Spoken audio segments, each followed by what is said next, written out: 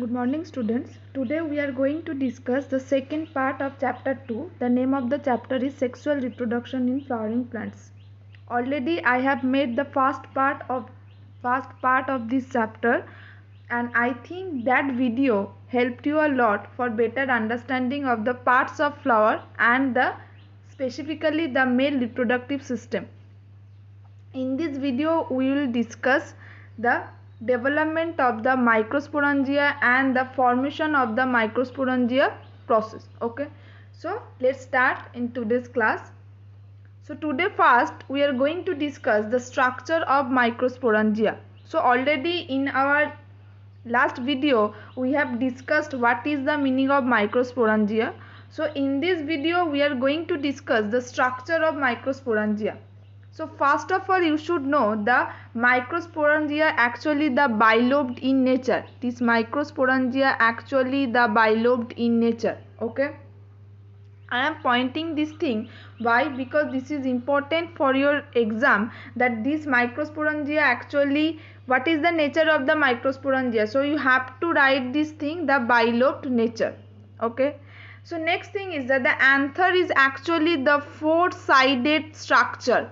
Okay, I am repeating again, this anther actually a four-sided structure. In our last video I have shown this diagram of the anther, the cross section view of the anther.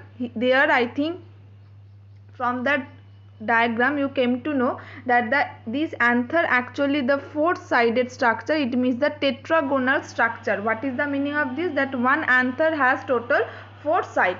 So four microsporangia is there because each side consists of one microsporangia. So as because it has total four sides, so it has total four microsporangia located at the corner, two in each lobe. Okay. So this actually microsporangia develops the pollen sac. So this is the very important thing. I am pointing this thing because this is important for your 1 mark question or MCQ question, that what is the previous structure of the pollen sac, or what is the transformation structure of the microsporangia. Okay, so the answer will be same. The microsporangia actually develops the pollen sac. The microsporangia actually develops the pollen sac, and they extend longitudinally, are packed with the pollen grain. So these microsporangia actually develop the pollen sac and they extend longitudinally, are packed with the pollen grains. Okay, so the next thing is the structure of microsporangia.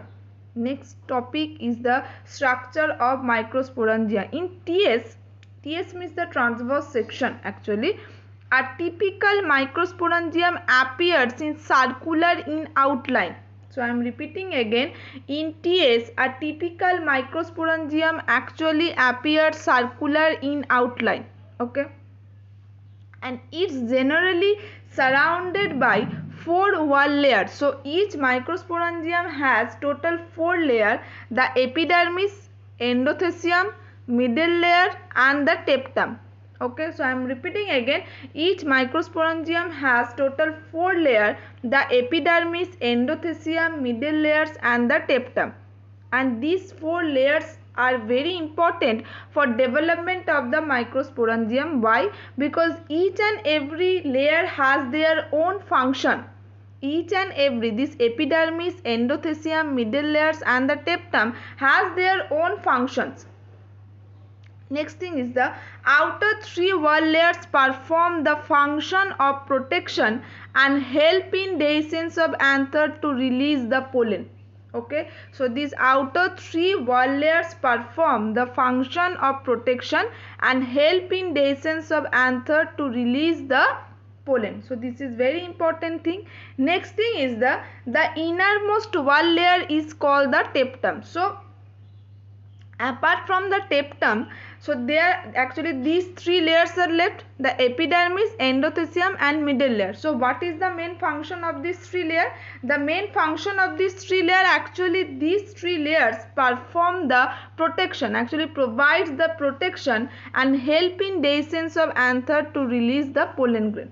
Okay, the last layer, the innermost layer, is the most important layer for development of the microsporangium.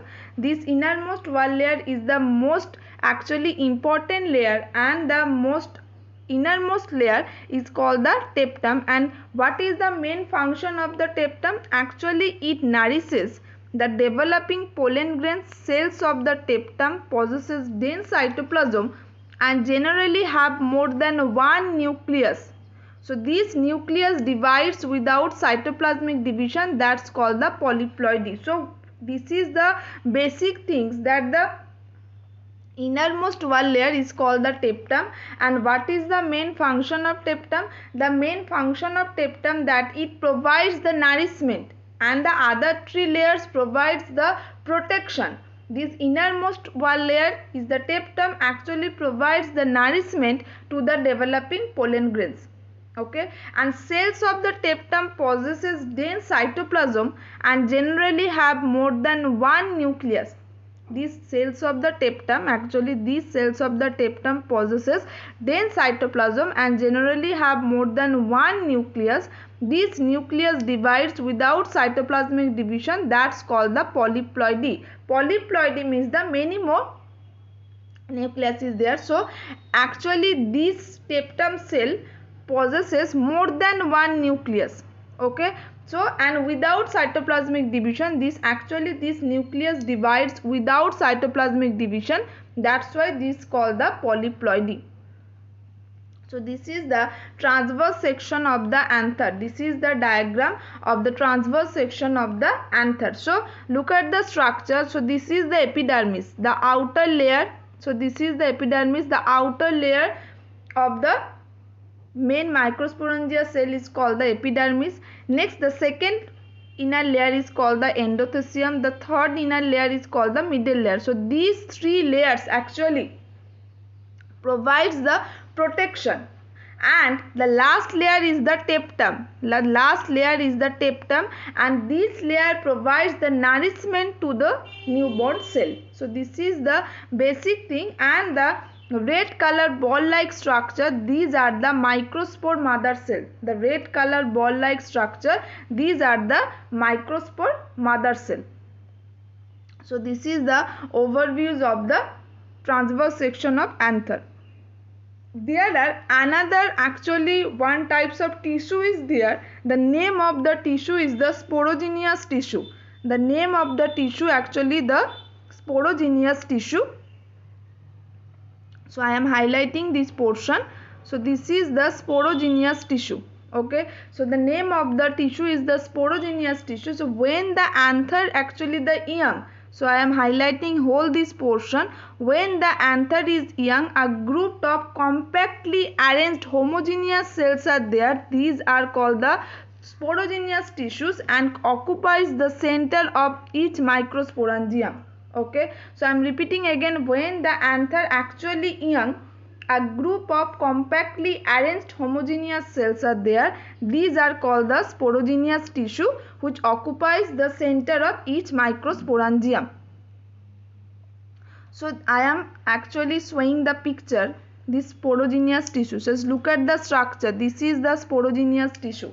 Just look at the structure. This is the sporogenous tissue. Okay, so this round shape structure, so these are actually the nascent in nature, and when the actually the anther is young, a group of compactly arranged homogeneous cells are there. Okay, so these are the sporogenous tissue. So this is actually this sporogenous tissue present in the when the anther is young in nature. Okay, and this sporogenous tissue occupies the center of each microsporangium. So total 1, 2, 3 and 4, total 4 microsporangium is there, and this sporogenous tissue actually occupies the center. Look at the structure. This is one microsporangious tissue, there is another sporogenous tissue, there is another sporogenous tissue, and this is the last sporogenous tissue. So each and every sporogenous tissue occupies the center of the microsporangium. So this is the basic things of the sporogenous tissue. So this is the overviews of the sporogenous tissue. Okay, So next thing is the microsporogenesis, and apart from this, the cells of all the cells of the sporogenous tissue actually undergo the meiotic divisions to form the microspore tetrad. So this is very important thing, that each and every sporogenous tissue actually undergoes the meiotic division. Just actually just remember the cell division process, the cell division name, this is the meiotic division. Okay, so this meiotic division, through this meiotic division, its sporogenous tissue transform and form the microspore tetrad, and each and every microspore tetrad will be the haploid. Why? Because the cell division is the meiotic cell division. That's why each and every cell will be the haploid cell. Okay, so this is the overview of the sporogenous tissue. The next topic is the microsporogenesis. This is very important for your exam. This is very important for your exam and for your other exam also, other competitive exam also. This microsporogenesis is very important for your exam. For your 5 marks question, this microsporogenesis may be there in your question paper for your board exam and other school exam also. So what is the meaning of microsporogenesis? The first thing you have to know one thing, that what is the actually the meaning of the microsporogenesis. What is the actual meaning of the microsporogenesis? Okay, so I am highlighting this portion, that the each cell of the sporogenous tissue is a potential pollen mother cell and can give rise to microspore tetrad. Okay, so this is actually the basic thing. This is actually the basic thing, that the each cell, each and every cell of the sporogenous tissue is a potential pollen mother cell. So this is the basic important thing, because for each and every origin, so one mother cell is required for each and every actually the formation. One mother cell is required. So this is the mother cell. Actually this is the mother cell. The name of the mother cell is the pollen mother cell. This is the mother cell. The name of the mother cell is the pollen mother cell. Okay, and it can give rise to the microspore tetrad. Okay, next thing is the, so this is one important point. This is one very important point of this thing, that the each cell of the sporogenous tissue is a potential pollen mother cell and can give rise to the microspore tetrad. The second one is the process of formation of microspore from a pollen mother cell through the process of meiosis is called the microsporogenesis. So this is very important thing, that what is the basic definition of the microsporogenesis. What is the basic definition of microsporogenesis? That this process of formation of microspore from each and every pollen mother cell is called the microsporogenesis. And next one is the, as the anther mature and dehydrate, the microspore dissociate from one another and form tetrad and develop into the pollen grains. Okay, so that are released with the dehiscence anther. So this is the basic important line, that the pollen grains are the first cells of the male gametophyte. So these pollen grains are the first cells of the male gametophyte. Just like the human body, the sperm is the first cell of the male gametophyte. So here pollen grains is actually the male gametophyte in the flowering plant's body. So this is very important thing. This is very important for your exam. This microsporogenesis is very important for your exam, and I am repeating again and again, please go through this portion properly.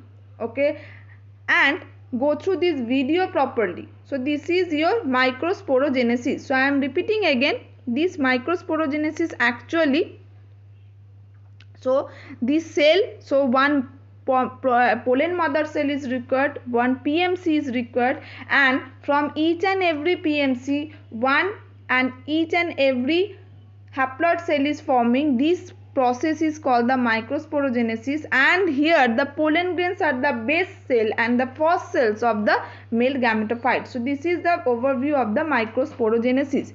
So this is the schematic diagram, this is the schematic pathway of the microsporogenesis, that how one pollen grains are formed. So Actually, this is the similar process of the spermatogenesis in the human body. In the spermatogenesis also, for formation of the sperm cell, one mother cell is required. That time the spermatogonium is the mother cell. Here the same thing is happened for formation of the pollen grain, because pollen grain is the male gametophyte, and for formation of the pollen grains one PMC is required.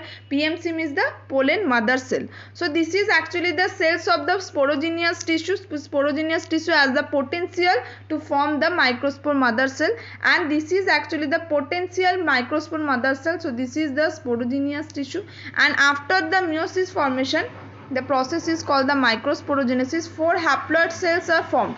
Okay, after the meiosis, the 4 haploid cells are formed, and these 4 haploid cells actually stay together. These 4 haploid cells actually stay together, and after that it forms the pollen grains. After that it forms the pollen grain, and anthers mature, dehydrate and dissociate, and it forms the tetrad separate cells.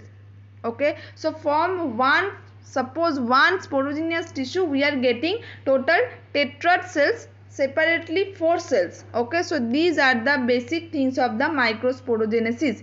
These are the basic things of the microsporogenesis.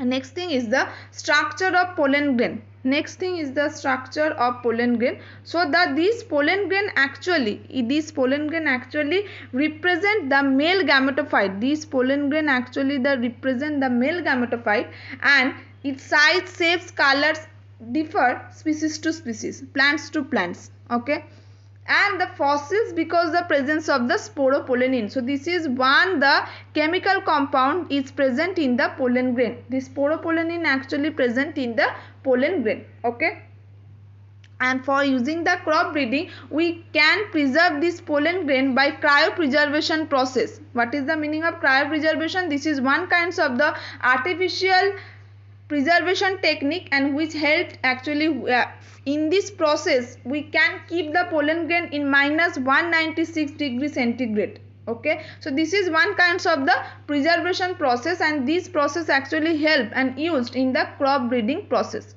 So next thing is the, it has some nutritional value. It performs of the athletes and racehorses, and it has some allergy also. So some people has the pollen allergy, which affects the asthma, bronchitis, all those things. Okay, and viability of pollen grains actually depends on the temperature and humidity, which variable from few minutes to several months. Okay, so I am repeating again, the pollen grains, how much these pollen grains can be viable. So how many years can be these pollen grains can be viable, that this viability of the pollen grains actually depends on the temperature, the optimum temperature and the humidity, and it's viable from few minutes to several months.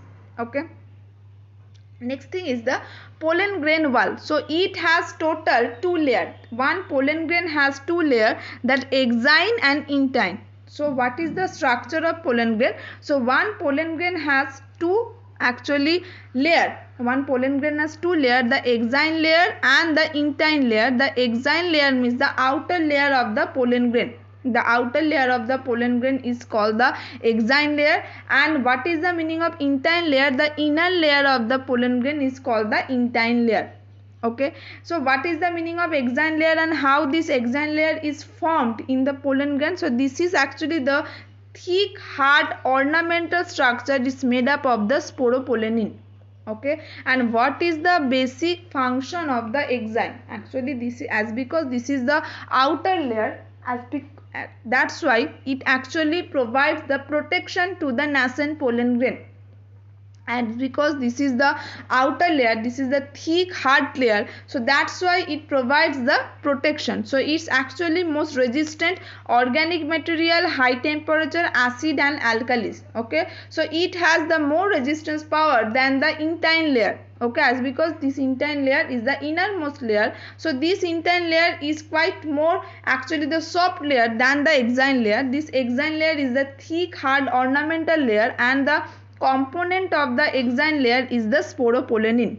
The component of the exine layer is the sporopollenin. Okay, next thing is the germ pore. So this is the circular aperture in the exine. So just look at the structure. This is the germinal furrow. So these are the germ pore. This is the Jampur. All those are the Jampur. Okay. So this is the structure of the Jampur. So this is actually the circular aperture in exine. So sporopollenin is absent in this area and pollen tube emerges from the Jampur. Okay. So let's look at the structure. This is the Jampur area. This is the germinal furrow area and this is the Jampur area. And the inner wall of the pollen grain is the intine, a thin continuous layer made up of the cellulose and the pectin. So this is the another layer which is made up of by the cellulose and pectin. In the exine layer component is the sporopollenin and the intine layer components are the cellulose and pectin. So this is one kind of the thin and continuous layer which is made up of by the cellulose and pectin. Okay. So this is the actually the pollen kit. The fatty substance are there, the sporopollenin is there and the cellulose and this is the intine layer. Okay. So exine layer, this exine layer actually consists of the sporopollenin, that's why this is the hard layer than the intine layer, and this intine layer actually consists of the cellulose, hemicellulose and the hemicellulose plus cellulose component. Okay. And the callose is also there. Okay. So this is the structure, this is the components of the intine layer. This is the last topic for today. In this stage, actually the cytoplasm of pollen grain is surrounded by a plasma membrane. The cytoplasm of pollen grain is surrounded by a plasma membrane, and a mature pollen grain has two sides, the intine and exine. So it has also cytoplasm, and the cytoplasm is surrounded by a plasma membrane for maintaining the viscosity, for maintaining the humidity in the inner portion of the pollen grain.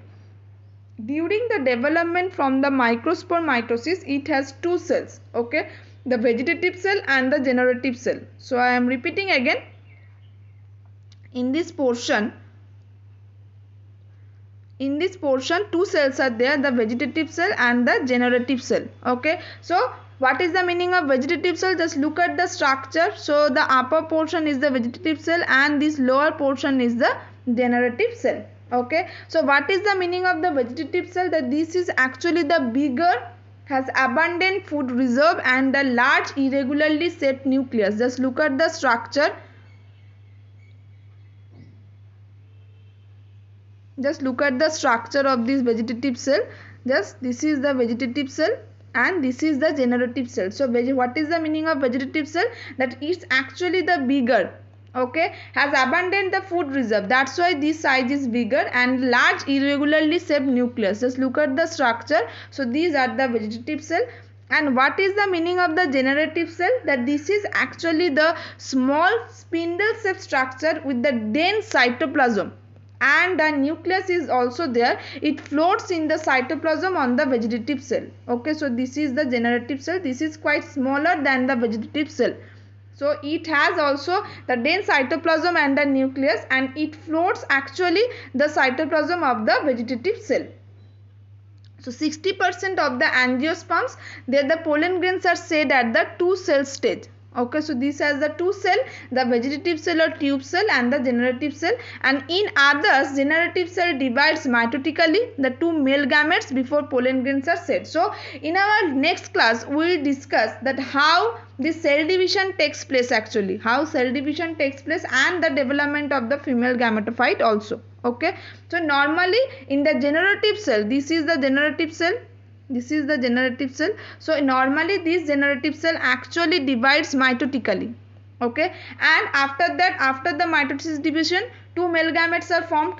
Okay, and before pollen grains and said that this called the three cell stage. So when we will study the three cell stage structure or the double fertilization, there you will get to know that all those things. Okay, so this is the last topic for today. And from this video actually we came to know a lots of things. That the first thing is the microsporogenesis, the development of the male gametophyte, and next thing is the structure of this pollen grain, the structure of this pollen grain, how pollen grain is forming and the structure of this pollen grain. In our next video we will discuss the development of the female gametophyte and all those things. I hope this video will help you a lot for better understanding and easy memorization. And if any problems are there, So ask me immediately. Okay, thank you, bye.